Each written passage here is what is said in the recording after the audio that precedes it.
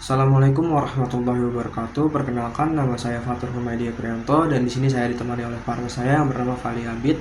Kami akan membahas tentang perkembangan teknik metalurgi dan furnace dari tahun 1999 hingga sekarang. Teknik metalurgi adalah ilmu yang terus berkembang seiring kebutuhan industri akan logam yang lebih kuat, ringan, dan efisien. Presentasi ini akan membahas perjalanan panjang jurusan teknik metalurgi dari tahun 1999 hingga masa kini, termasuk perkembangan alat utama dalam proses metalurgi, yaitu furnace, serta produk-produk logam yang dihasilkan. Oke, selanjutnya akan dilanjutkan oleh partner saya. Oke, terima kasih banyak Fatur. Jadi di sini kita akan langsung masuk ke dalam materi utamanya. Yang pertama, teknik metalurgi tahun 1999 sampai 2005.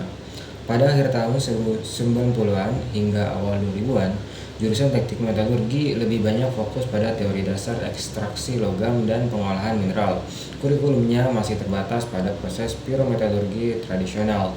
Alat-alat seperti furnace masih mengandalkan sistem kontrol manual dan konsumsi energi yang tinggi.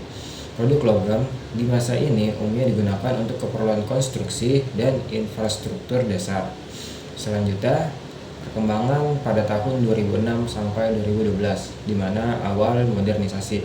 Masuk ke tahun 2006, jurusan mulai membuka diri terhadap integrasi teknologi informasi dan otomasi dalam proses metalurgi. Furnace mulai dilengkapi dengan sensor suhu digital dan kontrol semi otomatis. Produk-produk yang dihasilkan pun mulai lebih bervariasi, seperti paduan logam untuk industri otomotif dan permesinan presisi. Selanjutnya, pada periode 2013 sampai 2018, di mana era inovasi dan efisiensi energi. Pada era ini, fokus jurusan beralih ke efisiensi energi dan ramah lingkungan. Furnace mulai menggunakan sistem pembakaran yang lebih hemat energi dan ramah lingkungan. Di sisi akademik, kurikulum mulai memasukkan mata kuliah tentang nanomaterial dan rekayasa material. Produk logam semakin berkembang menjadi komponen teknologi tinggi, termasuk dalam bidang elektronika dan aerospace. Selanjutnya, pada periode 2019 sampai dengan sekarang, yang mana memasuki digitalisasi dan revolusi industri 4.0. Teknik metalurgi kini berada dalam era digital. Furnace modern sudah berbasis Internet of Things, Artificial Intelligence atau AI, dan Big Data. Mahasiswa kini diajarkan untuk mendesain proses metalurgi menggunakan software simulasi. Produk-produk logam mencakup material superkonduktor, logam ringan untuk kendaraan listrik, hingga material untuk perangkat medis canggih. Oke, selanjutnya di sini kita bisa melihat transformasi alat furnace dari tahun ke tahun. Yang pertama itu pada tahun 1999 sampai 2005. Yang kedua tahun 2006 sampai 2012. Yang ketiga tahun 2013 sampai 2018, dan yang terakhir periode 2019 sampai saat ini, di mana terdapat perbedaan yang signifikan pada setiap tahunnya, yang mana semakin kesini teknologi yang digunakan semakin canggih sehingga dapat mempermudah pekerjaan manusia. Oke, selanjutnya akan dilanjutkan oleh rekan saya. Selanjutnya di sini saya akan membahas tentang struktur dari furnace. Yang pertama itu ada tap hole. Tap hole adalah lubang pengeluaran logam cair dari furnace. Bagian ini digunakan untuk mengalirkan logam cair setelah proses peleburan selesai ke cetakan atau wadah penampung lainnya. Yang kedua itu ada furnace lining material. Furnace lining material merupakan lapisan pelindung yang melapisi bagian dalam furnace. Material ini tahan terhadap suhu tinggi dan korosi, serta berfungsi untuk menjaga panas agar tetap terfokus di dalam furnace, sekaligus melindungi dinding furnace dari kerusakan. Dan yang ketiga ada sliding surface of lining.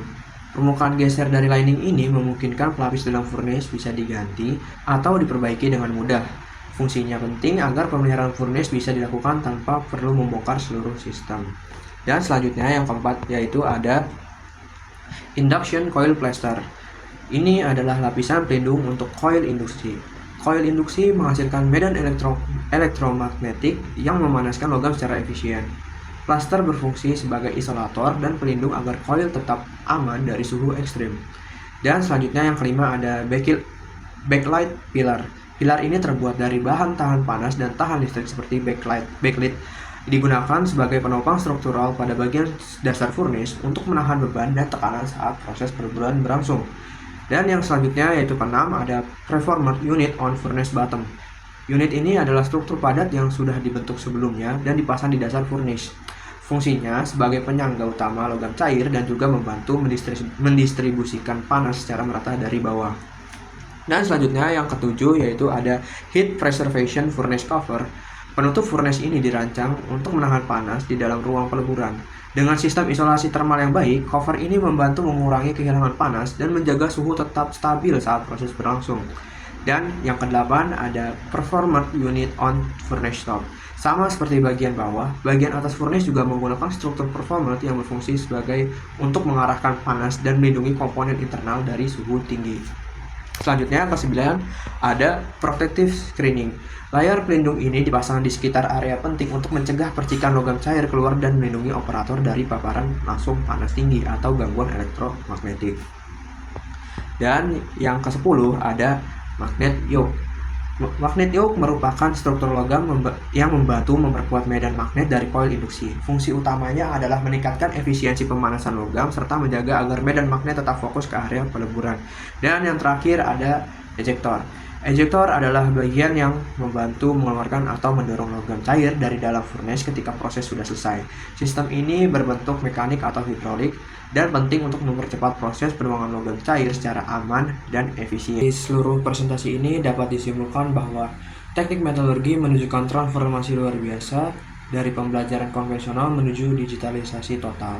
Furnace sebagai alat utama juga telah berevolusi dari sistem manual menjadi sistem cerdas yang menggunakan AI. Produk logam kini lebih presisi, kompleks, dan ramah lingkungan. Masa depan teknik metalurgi akan semakin erat dengan integrasi teknologi dan mutakhir dan keberlanjutan. Sekian dari saya dan Falik Abid, kurang lebihnya mohon maaf. Wassalamualaikum warahmatullahi wabarakatuh.